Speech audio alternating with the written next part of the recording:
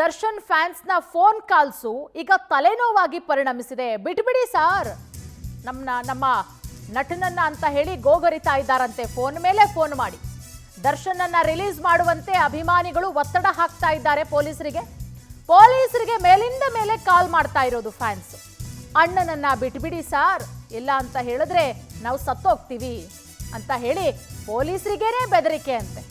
ಎಷ್ಟೇ ಇಗ್ನೋರ್ ಮಾಡಿದ್ರೂ ಕೂಡ ಮತ್ತೆ ಫೋನ್ ಕಾಲ್ಗಳು ಬರ್ತಾನೆ ಇದೆಯಂತೆ. ಪೊಲೀಸರಿಗಂತೂ ಫೋನ್ ರಿಸೀವ್ ಮಾಡಿ ಸಾಕಾಗೋಗಿರುತ್ತೆ. ಒಂದು ಕಡೆ ದರ್ಶನ್ ಕೇಸ್ ಬೇರೆ ವಿಚಾರಣೆ ಮಾಡಬೇಕು, ಅದರಲ್ಲಿ ಅಭಿಮಾನಿಗಳದ್ದು ಬೇರೆ ಕಾಟ ನೋಡಿ. ಅಣ್ಣನನ್ನ ಸಮರ್ಥನೆ ಬೇರೆ ಮಾಡ್ಕತ್ತಿದ್ದಾರೆ.